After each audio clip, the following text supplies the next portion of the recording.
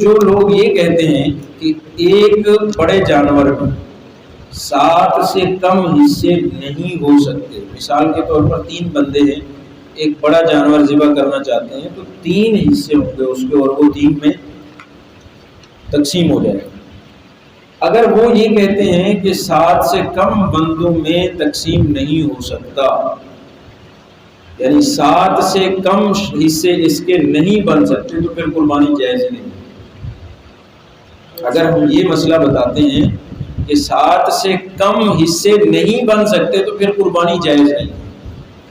اس کی وجہ یہ ہے کہ شریعت نے یہ کہا کہ ایک حصے سے کم کسی کا بھی نہیں ہونا چاہیے۔ اگر کسی کا بھی ایک حصے سے کم ہو گیا تو سب کی قربانی نہیں ہوگی۔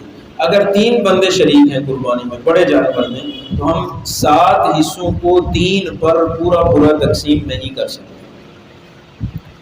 اس میں سے ایک حصے کو کاٹ کر ہم تقسیم کریں گے۔ جب ایک حصے سے کم کسی بھی شریک کے حصے میں آئے گا تو پھر سب کی قربانی ضائع ہو جائے گی۔ تو اس لیے 7 سے کم لوگ ایک بڑے جانور میں شریک ہو سکتے ہیں، اور وہ برابر کے شریک ہوں گے، اس جانور کے 3 حصے شمار ہوں گے۔ اگر وہ چاہیں جو 7 سے کم ہیں، وہ چاہیں تو 7 حصے پورے کر کے ایک 2 حصے لے کے وہ اس طرح بھی تقسیم کر سکتے ہیں۔ مثال کے طور پر 3 بندے ہیں، ایک بندہ کہتا ہے جی میرے 3 حصے ہیں، دوسرا بندہ کہتا ہے جی میرے 2 حصے ہیں، تیسرا بندہ کہتا ہے جی میرے 2 حصے، تو 7 حصے بن جائیں گے۔ اس طرح بھی ہو سکتا ہے، لیکن اگر وہ 3 اپنی طرف سے 3 حصے کر کے قربان کرنا چاہتے ہیں تو تب بھی جائز ہے، درست ہے، 3 حصے ہو سکتے ہیں۔ ایک بڑے جانور میں ایک نیت کے لوگ شامل ہوں تو افضل ہے، واجب قربانی والے سارے لوگ ہوں تو افضل ہے۔ اگر اس بڑے جانور میں کچھ نفلی قربانی والے آ گئے، کچھ اصال ثواب والے آ گئے تو تب بھی جائز ہوگا۔ لیکن اگر کوئی قضا قربانی والا آیا تو اس کے مسائل آگے آئیں گے قضا قربانی کے حصے میں، مسائل میں، تو وہاں ان کو تفصیل بتائی جائے گی۔ جانور جو ہے بڑا جانور، جو لوگ قربانی کر رہے ہیں، اگر پہلے سے ان کا ارادہ ہے کہ ہم مل کر قربانی کریں گے تو جانور خریدنے کے لیے بھی اکٹھے جائیں۔ پتہ چلے کہ جانور خریدا کیسے جاتا ہے، اس کو خریدنے کی کتنا مشقت ہوتی ہے، کتنا تکلیف ہوتی ہے، اور جانور کی پہچان کیا ہوتی ہے، تو سارے مل کر جانور خریدنے کے لیے جائیں۔ اگر کسی بندے نے بڑا جانور اپنے لیے خریدا، بعد میں نیت اس وقت یہ کہ میں صرف اپنی طرف سے قربان کروں گا، بعد میں اس نے اور حصے دار بھی ملا لیے، تو جتنے حصے دار ملائے ہیں اتنے کسی اور جانور میں حصے لینا اس کے لیے واجب ہے، ضروری ہے۔ یہ اس کے ذمے ہو گیا تھا پورے کا پورا جانور، اب وہ اس میں دوسرے لوگوں کو شریک کرتا ہے تو اس کے لیے شریک کرنا جائز نہیں ہے، مکروہ ہے، اس کے لیے وہ حصے الگ سے کرنا ضروری ہے۔ چند افراد نے مل کر چند جانور خریدے، چھوٹے جانور خرید لیے، بکرے، انہوں نے 3 بندے تھے، 3 بکرے خرید لیے، لیکن متعین نہیں کیا کہ یہ تمہارا ہے یہ میرا، جیسے گھر کے افراد لے لیتے ہیں، مختلف لوگ جو ہے وہ اکٹھے جانور لے لیتے ہیں، انہوں نے قربان بھی کر دیے۔ یہ تھا کہ یہ 3 جانور انہی 3 بندوں کے، انہوں نے قربان کر دیا تو قربانی درست ہوگی، جائز ہوگی، لیکن متعین کرنا یہ بہتر ہے، افضل ہے۔ پتہ ہونا چاہیے کہ کون سا جانور کس کی طرف سے قربان کیا جا رہا ہے۔ اگر کسی بندے نے قربانی کا جانور خریدا اور وہ فوت ہو گیا، بندہ فوت ہو گیا، تو اب یہ جانور ورثاء میں منتقل ہو جائے گا۔ اگر سارے ورثاء اجازت دیں خوشی سے کہ یہ اس مرحوم کی طرف سے قربانی کر دی جائے تو وہ قربان کر دیا جائے گا، اور وہ قربانی اس مرحوم کی طرف سے شمار ہوگی۔ اگر ورثاء میں کوئی بچہ نابالغ ہے تو پھر اس جانور کو قربان نہیں کرنا چاہیے، اس لیے کہ اگر وہ اجازت دے بھی دے تو نابالغ کی اجازت معتبر نہیں، وہ اگر اجازت دے تو اس کی اجازت معتبر نہیں ہوگی، اس لیے اس جانور کو قربان نہیں کرنا چاہیے۔ بڑے جانور میں جتنے بھی شریک ہوں وہ سارے کے سارے مسلمان ہیں۔ اگر کوئی مرزائی اس میں شامل ہو گیا تب بھی قربانی نہیں ہوگی، اگر کوئی شیعہ اس میں شامل ہو گیا تب بھی قربانی نہیں ہوگی، اگر کوئی شرک کرنے والا مشرک واضح طور پر جو شرک کرتے ہیں قبروں پہ جا کر سجدہ کرتے ہیں وہ شامل ہو گیا تو اس کی بھی قربانی سب کی ضائع ہوگی۔ 7 بڑے جانور میں جو 7 حصے ہوتے ہیں اس میں اگر کوئی بھی غلط عقیدے کا بندہ مل گیا تو پھر سب کی قربانی ضائع ہو جائے گی۔ اسی طرح حرام مال والا آدمی اگر مل گیا تو پھر بھی سب کی قربانی ضائع ہو جائے گی۔ حرام مال والے آدمی کے ملنے کی تفصیل یہ ہے کہ وہ خود بتائے کہ میں اس طریقے سے مال کماتا ہوں، میری آمدنی کا ذریعہ یہ ہے، اس کے علاوہ کچھ نہیں ہے۔ مثال کے طور پر وہ کہے جی میں بینک میں ملازمت کرتا ہوں، اس کے علاوہ میرا کوئی آمدنی کا ذریعہ نہیں، وہ بتا کے جاتا ہے، سب کی قربانی سے۔ اگر اس نے بتایا نہیں تو پھر تحقیق کرنے کی بھی ضرورت نہیں ہے کہ آپ ہر بندے سے پوچھتے رہیں کہ آپ کہاں سے پیسے لائے ہیں اور کیا کام کرتے ہیں، اس طرح بھی ضروری نہیں ہے۔ اگر اس نے صراحت نہیں کی اپنے حرام آمدنی کی، ویسے اس نے پیسے دے دیے ہیں تو تب سب کی قربانی درست ہو جائے گی، لیکن اس نے اگر صراحت سے دیا ہے کہ میری یہ حرام آمدنی اور میں اس سے پیسے دے رہا ہوں تو پھر سب کی قربانی ضائع ہو جائے گی۔ اسی طرح اگر کسی بندے نے قربانی کا یا ویسے جانور چوری کر کے قربانی کر لیا تو قربانی جائز نہیں ہوگی اس کی۔ تو قربانی کا جانور جو ہے وہ چوری نہیں کرنا چاہیے۔ جو جانور ہیں ان کی عمریں متعین کی گئی کہ کون سے جانور کی کتنی عمر ہونی چاہیے۔ جو بڑے جانور ہیں، اونٹ ہے، گائے ہے، بھینس ہے، ان کی عمریں 2 سال متعین ہیں، 2 سال سے زیادہ ہوں، 2 سال سے کم نہیں۔ جو چھوٹے جانور ہیں، بکری ہے، بکرا ہے، بھیڑ ہے، دمبا ہے، ان کی عمر 1 سال متعین ہے، 1 سال سے کم نہیں ہونی چاہیے۔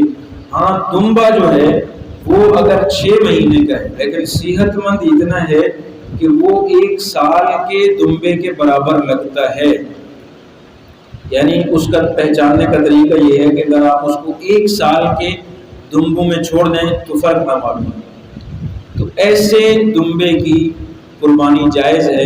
اگر یہ 6 ماہ کا بھی ہوگا تو اس کی قربانی جائز ہو جائے گی۔ بھیڑ بھی اسی کے حکم میں، اگر وہ اتنی صحت مند ہے اور سال کے بھیڑ کے برابر لگتی ہے تو اس کی بھی 6 ماہ میں قربانی ہو سکتی ہے۔ اگر 6 ماہ سے 1 دن بھی کم ہے، وہ سال کے دمبے سے بھی زیادہ موٹا تازہ ہو تو اس کی قربانی جائز نہیں ہو، 6 ماہ سے کم نہیں ہو سکتا۔ بڑے جو جانور ہیں ان کی عمریں جو 2 سال متعین کی گئی ہیں، یہ عمر ہی متعین ہے۔ بعض لوگ اس میں دانتوں کو دیکھنے لگ جاتے ہیں تو دانتوں کا کوئی اعتبار نہیں، دانت پہلے بھی آ سکتے ہیں، بعد میں بھی آ سکتے ہیں، دیر سے بھی آ سکتے ہیں، تو دانتوں کا اعتبار نہیں ہے، دانتوں کا اعتبار نہیں ہے، عمر کا اعتبار ہے۔ دانت جو ہیں وہ عمر کے اوپر دلیل تو بن سکتے ہیں، تائید تو بن سکتے ہیں کہ ہاں یہ اگر یہ جانور دندہ ہے تو اس کی عمر 2 سال ہوگی، لیکن یہ معیار دانت نہیں ہے، معیار عمر ہے۔ اور عمر میں بھی اسلامی سال کا اعتبار ہوگا، انگریزی مہینوں کا اعتبار نہیں ہوگا، اسلامی سال کا اعتبار ہوگا۔ مثال کے طور پر اگر کوئی بکری وہ قربانی کے دن پیدا ہوئی تو اگلے سال قربانی کے دن اس کی پیدائش کا وقت گزرنے کے بعد اس کی قربانی جائز ہوگی۔ یعنی یہاں تک فقہاء نے لکھا ہے کہ اس کی پیدائش گزرنے کا جو وقت ہے پیدائش کا، اس کے گزرنے کے بعد قربانی ہوگی، یعنی آپ 1-2 گھنٹے پہلے بھی اس کو ذبح نہیں کر سکتے، جب تک پورا سال نہیں گزرے گا اس کی قربانی نہیں ہوگی۔ 1 دن پہلے پیدا ہو گیا، 2 دن پہلے پیدا ہو، لوگ مسئلہ پوچھتے ہیں جی 1 دن پہلے پیدا ہوا عید سے، اس کی قربانی نہیں ہوتی۔ تو اس لیے عمر کا ہونا یہ ضروری ہے، عمر پوری ہو۔ اگر ہم جانور خریدنے کے لیے جاتے ہیں اور بیچنے والا کہتا ہے کہ اس کی عمر پوری ہے، ظاہری طور پر کوئی ایسا سبب ہمیں نظر نہیں آتا جس سے پتہ چلے کہ اس کی عمر کم ہے، ظاہری طور پر بھی لگتا ہے کہ اس کی عمر پوری ہے، تو پھر اس کہنے والے پر اعتبار کر لینا چاہیے۔ اس نے جیسے کہا ہے کہ اس کی عمر پوری ہے تو اس کے اوپر اعتبار کر لینا چاہیے۔ اسی طرح جانور کے اندر کچھ عیب ہوتے ہیں جن کی وجہ سے قربانی جائز نہیں، کیونکہ عیب جو ہوتا ہے اس کی وجہ سے جانور کی قیمت کم ہو جاتی ہے، اور عیب بھی واضح، چھوٹے موٹے عیب جو ہے نا وہ نہیں شمار کیے جاتے، بڑے بڑے جو عیوب ہوتے ہیں ان کو شمار کیا جاتا ہے جس کو شریعت نے عیب شمار کیا ہو۔ جیسے خصی جانور کو لوگ عیب شمار کرتے ہیں، یہ عیب نہیں ہے بلکہ اس کا گوشت لذیذ ہوتا ہے، اور آپ صلی اللہ علیہ وسلم نے اس کی قربانی کی ہے، اس لیے اس کی قربانی افضل ہے۔ شریعت نے اس کو عیب نہیں شمار کیا ہے۔ حالانکہ اگر عیب ہو تو جانور میں نقص پیدا ہو جاتا ہے، خصی جانور کا گوشت اور زیادہ عمدہ ہو جاتا ہے، تو اس کو عیب کیسے شمار کریں؟ اس کی تو قیمت اور زیادہ بڑھ جائے گی گوشت کی عمدگی کی وجہ سے۔ اسی طرح اگر کوئی جانور لنگڑا ہے اور لنگڑا پن بھی اتنا ہے کہ اس کا پاؤں زمین پر نہیں لگتا، چل نہیں سکتا، تو ایسے جانور کی قربانی جائز نہیں ہے۔ ہاں اگر ہلکا لنگڑا پن ہے، وہ اس پاؤں سے سہارا لے سکتا ہے، سہارا لے کے چلتا ہے، تو ایسے جانور کی قربانی جائز ہے۔ اسی طرح اگر کوئی جانور کمزور ہے، اتنا کمزور ہے کہ اس کو قربان جس جگہ پر اس کو ذبح کرنا ہے اس جگہ تک چل کے نہیں جا سکتا، اس کو اٹھا کے لے جانا پڑے، تو ایسے جانور کی قربانی جائز نہیں ہے۔ کوئی جانور بیمار ہو، بیماری اس کی واضح ہو، یعنی دیکھنے سے پتہ چلتا ہو کہ یہ جانور بہت زیادہ بیمار ہے، ایسے جانور کی قربانی بھی جائز نہیں۔ خارشی جانور جس کو خارش کی بیماری ہو، اور خارش ایسی کہ جس سے وہ کمزور ہو گیا ہو، تو پھر ایسے جانور کی قربانی جائز نہیں ہے۔ اگر خارش ہے لیکن جانور صحت مند ہے، موٹا تازہ ہے، تو پھر ایسے جانور کی قربانی جائز ہے۔ نابینا جانور کی قربانی جائز نہیں ہے۔ اگر اس کی بینائی کمزور ہو گئی ہے تو پھر اگر ایک آنکھ کی بینائی آدھی سے بھی زیادہ کم ہو گئی ہے یا آدھی کم ہو گئی ہے تو اس کی قربانی جائز نہیں ہوگی۔ اگر آدھی سے زیادہ باقی ہے تو پھر اس کی قربانی جائز ہوگی۔ اگر کسی جانور کا سینگ ٹوٹ جائے تو سینگ اگر اس کے اندر جو جس کو مینگ بھی بولتے ہیں اور میخ بھی بولتے ہیں وہ بھی ختم ہو جائے، جس کی بنیاد پر سینگ دوبارہ اگ جاتا ہے، وہ بھی ختم ہو جائے تو پھر قربانی جائز نہیں۔ اگر وہ باقی ہے تو پھر قربانی جائز ہوگی۔ اسی طریقے سے بڑے جانور کے 4 تھن ہوتے ہیں مادہ کے، اگر 2 کٹ جائیں، 2 سے زیادہ کٹ جائیں تو پھر قربانی جائز نہیں۔ 2 سے کم ہے، 1 تھن میں عیب ہو گیا ہے، وہ خشک ہو گیا، اس سے دودھ نہیں نکلتا، یا وہ کٹ گیا ہے، کچھ بھی اس کو مسئلہ ہو گیا، عیب لگ گیا، تو اس کی قربانی جائز ہوگی۔ اگر 2 تھن ہیں تو پھر اس کی قربانی نہیں ہوگی۔ جو چھوٹا جانور ہے، بکری بھیڑ، ان کے 2 تھن ہوتے ہیں، ایک بھی خراب ہو گیا تو اس کی قربانی جائز نہیں ہوگی۔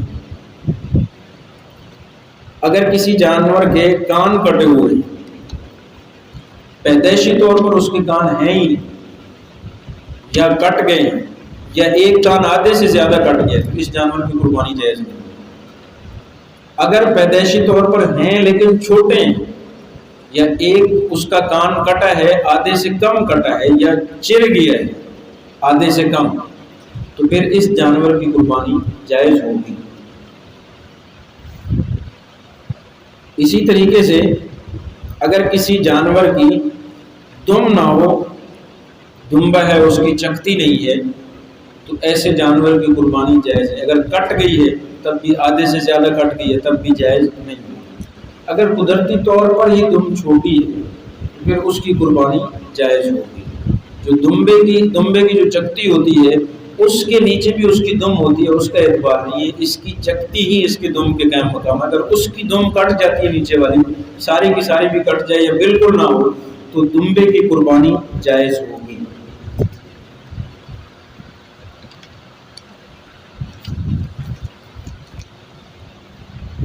اگر کسی جانور کی ناک کٹ جائے تو اس کی قربانی جائز نہیں ہوگی، اگر اس کو نکیل ڈالنے کے لیے سوراخ کیا ہے تو اس کی قربانی جائز ہوگی، وہ ایسا عیب نہیں ہے کہ جس کی وجہ سے اس کی قیمت کم ہو جائے۔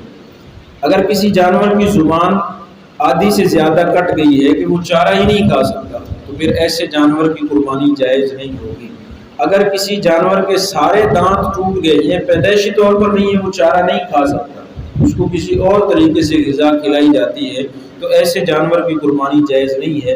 ہاں اگر اس کے دانت اتنے موجود ہیں کہ وہ چارہ خود کھا سکتا ہے تو پھر ایسے جانور کی قربانی جو ہے وہ جائز ہوتی ہے۔ اگر کوئی جانور اس کو جنون ہو گیا، پاگل ہو گیا ہے، اگر اس کا پاگل پن اتنا زیادہ ہے کہ وہ چارہ بھی نہیں کھاتا، اس کو اتنا بھی ہوش نہیں، تو پھر تو اس کی قربانی جائز نہیں ہوگی۔ اگر تھوڑا بہت ہے وہ چارہ کھا لیتا ہے خود سے تو پھر اس کی قربانی جائز ہوگی۔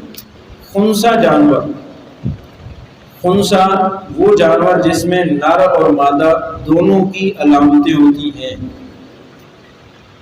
یا دونوں کی علامتیں نہیں ہوتی، کسی کی بھی علامت نہیں ہوتی، تو یہ جانور جو ہے اس جانور کی قربانی کو فقہا نے اس لیے ناجائز لکھا ہے کہ اس کا گوشت نہیں گلتا۔ اگر کسی بندے نے ایسے جانور کو قربان کر لیا، اس کا گوشت بعد میں گل گیا تو پھر اس کی قربانی درست ہوگی، یعنی اس کو بعد میں پتہ چلے گا کہ میرے لیے یہ جانور درست ہے یا نہیں۔ تو اگر گوشت اس کا پک گیا، گل گیا، تو پھر تو اس کی قربانی درست ہوگی، ورنہ نہیں ہوگی۔ بزرگ جانور کو ذبح کرنا یہ بھی جائز ہے۔ مثال کے طور پر بوڑھا جانور ہے، نر ایسا بوڑھا ہے کہ مادہ کی طرف نہیں جا سکتا، مادہ ایسی بوڑھی ہے کہ وہ بچے نہیں پیدا کر سکتی، تو ایسے جانور کی قربانی بھی جائز ہے۔ یہ عیب نہیں ہے، یہ عمر کا تقاضا ہے کہ وہ بوڑھے ہو چکے ہیں تو اس کو عیب نہیں شمار کیا جائے گا۔ جس نر جانور کا عضو خاص نہ ہو، کٹ گیا ہو، اس جانور کی قربانی جائز ہے، یہ خصی جانور میں شامل ہوگا، اس میں شمار کیا جائے گا۔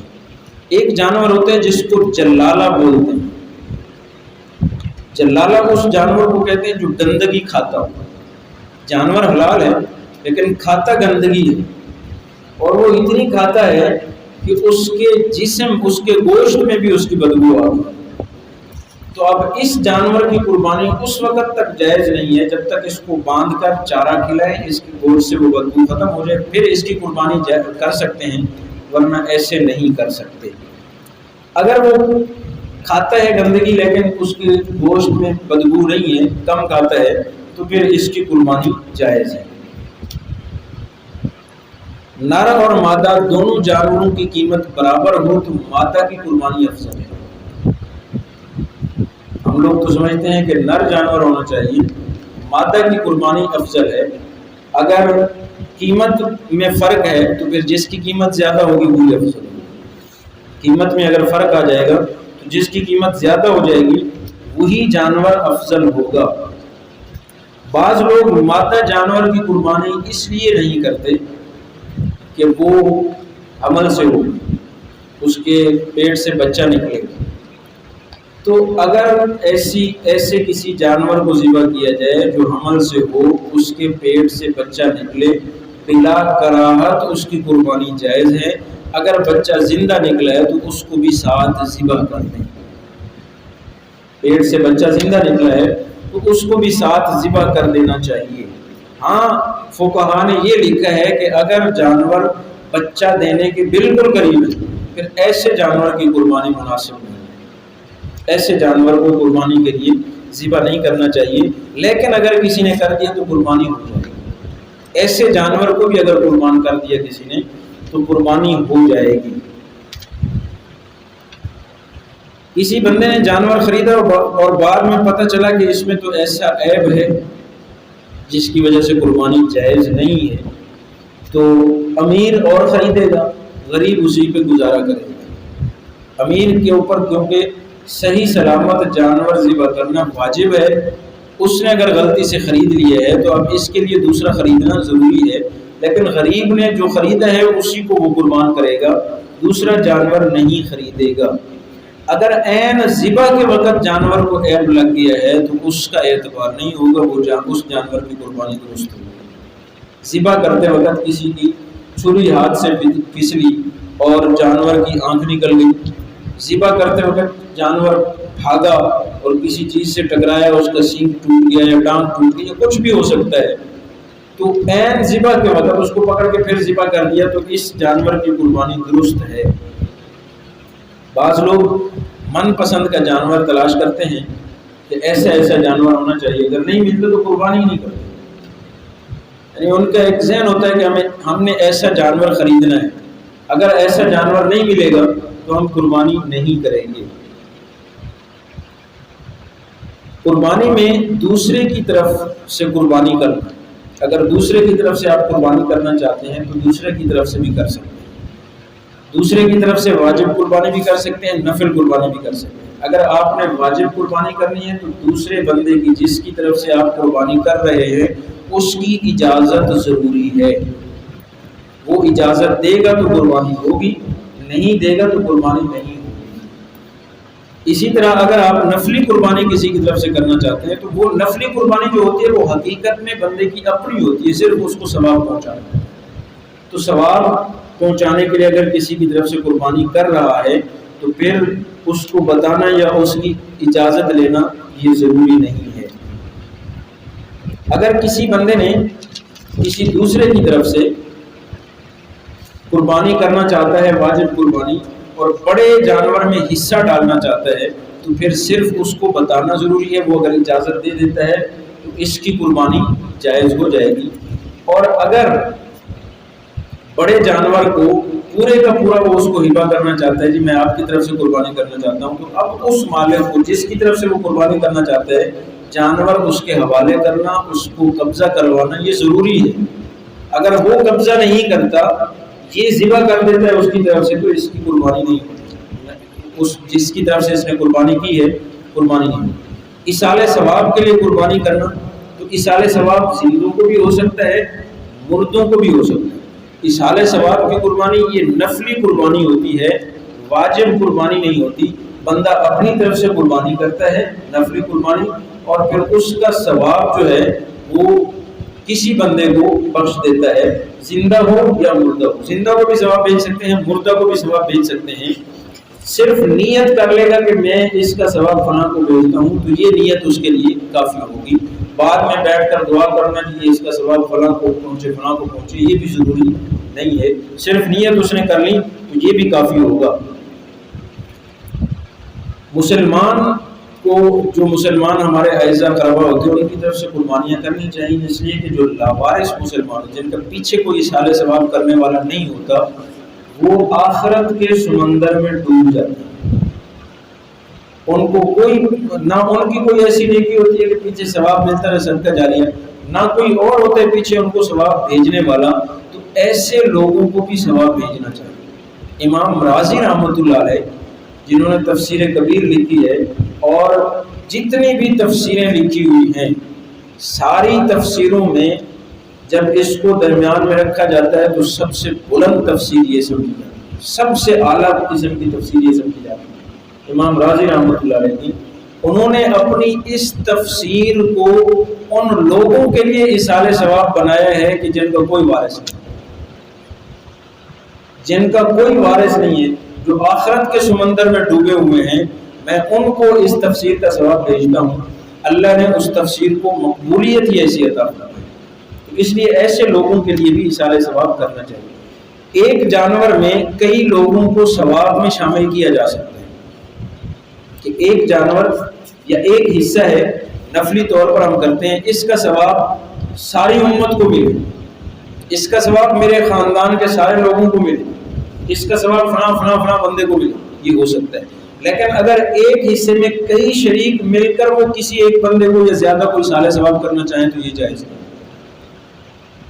مثال کے طور پر بڑے جانور میں 6 بندے شریک ہیں، 7واں حصہ بچتا ہے، وہ سارے کہتے ہیں جی ہماری طرف سے فلاں بندے کے لیے یا امت کے لیے ایصال ثواب، تو یہ سب کی قربانی خراب ہو جائے گی، اس لیے کہ ایک حصے میں ایک سے زیادہ لوگ شریک ہو گئے ہیں، اور یہ قربانی کا اصول ہے کہ ایک حصے میں ایک سے زیادہ لوگ شریک نہیں ہو سکتے، ایک حصے میں ایک ہی بندہ شریک ہو سکتا ہے۔